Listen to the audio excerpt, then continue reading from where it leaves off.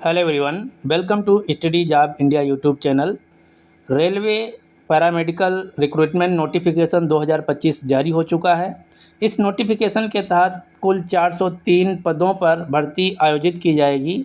इस वीडियो में हम आरआरबी पैरामेडिकल 2025 रिक्रूटमेंट से रिलेटेड पूरी डिटेल की चर्चा करने वाले हैं कि कितनी वैकेंसी किस पोस्ट की हैं, ऑनलाइन आवेदन कब से शुरू होगा और एजुकेशनल क्वालिफ़िकेशन क्या क्या होनी चाहिए। तो यदि आप मेडिकल फील्ड से रिलेटेड हैं और रेलवे में नौकरी करना चाहते हैं तो ये आपके लिए बहुत ही महत्वपूर्ण नोटिफिकेशन होने वाला है। आप ये देख पा रहे हैं, ये ऑफिशियल नोटिफिकेशन जो कि भारत सरकार के रेलवे मंत्रालय के रेलवे बोर्ड द्वारा जारी किया गया है। 17 जून 2025 को ये नोटिफिकेशन नई दिल्ली से जारी किया गया है, जिसमें बताया गया है vacancies for paramedical categories to be notified in 2025। Railway board letter number this date 10/10/2024 को रेफरेंस लेके ये निकाला गया है। यह है ऑफिशियल नोटिफिकेशन। अब हम इसकी डिटेल में चर्चा कर लेते हैं।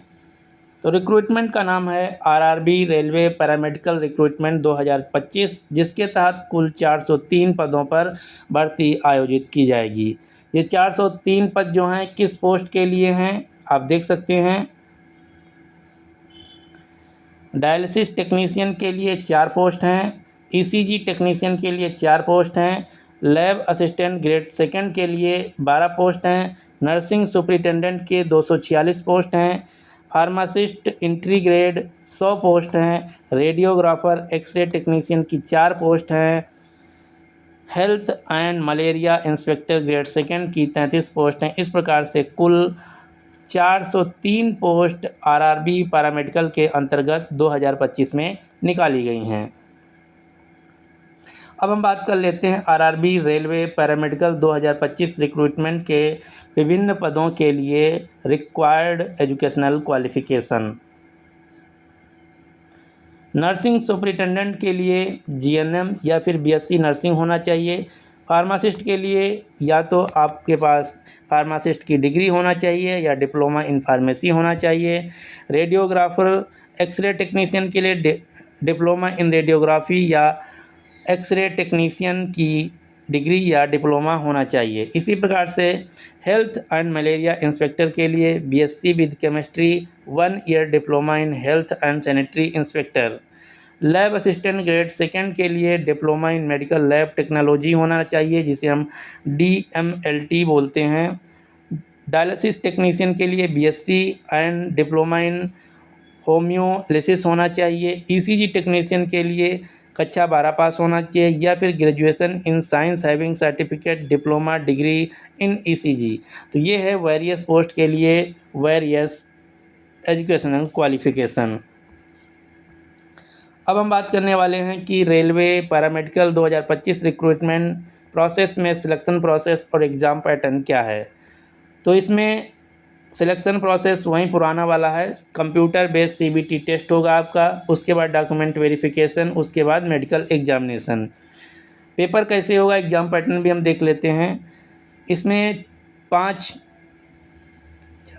4 प्रकार के सेक्शन होंगे। पहला होगा प्रोफेशनल एबिलिटी, जिसके 70 क्वेश्चन पूछे जाएंगे।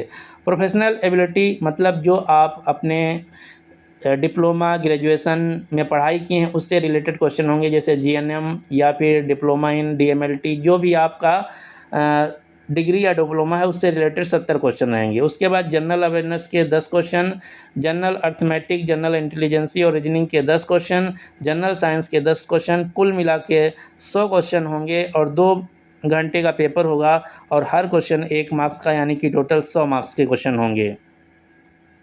यदि हम बात करें कि एप्लीकेशन फ़ी क्या है, तो जनरल OBC और EWS कैंडिडेट के लिए 500 रुपया, SC ST EBC ESM के लिए 250 रुपया, सभी कैटेगरी की फीमेल महिला कैंडिडेट के लिए 250 रुपया, माइनॉरिटी और थर्ड जेंडर के लिए 250 रुपया। एरर करेक्शन चार्ज, यदि आप आवेदन भरते समय कोई गड़बड़ी कर देते हैं और उसको एडिट करना चाहते हैं तो आपको 250 रुपया देना होगा। लेकिन यहाँ पर आपको ध्यान देना, यदि आप कंप्यूटर बेस्ड CBT परीक्षा में अपेयर होते हैं तो जनरल OBC EWS के लिए 400 रुपया वापस हो जाएगा और अगर SC/ST ESM से बिलोंग करते हैं तो आपका 250 रुपया रिफ़ंड हो जाएगा। किस कंडीशन पर? यदि आप कंप्यूटर बेस्ड CBT परीक्षा में अपीयर होते हैं। तो ये था पूरा नोटिफिकेशन। अगर यदि आप ऑफिशियल नोटिफिकेशन पढ़ना चाहते हैं तो इसका लिंक आपको नीचे डिस्क्रिप्शन बॉक्स में मिल जाएगा, आप पढ़ सकते हैं। तो यदि आप पैरामेडिकल से रिलेटेड कोई भी कोर्स किए हैं और सरकारी नौकरी चाहते हैं तो यह एक सुनहरा मौका है कि आप रेलवे में आवेदन कर दें और इसकी जमकर तैयारी करें, क्योंकि बहुत ही जल्दी इसका एग्ज़ाम भी होने वाला है।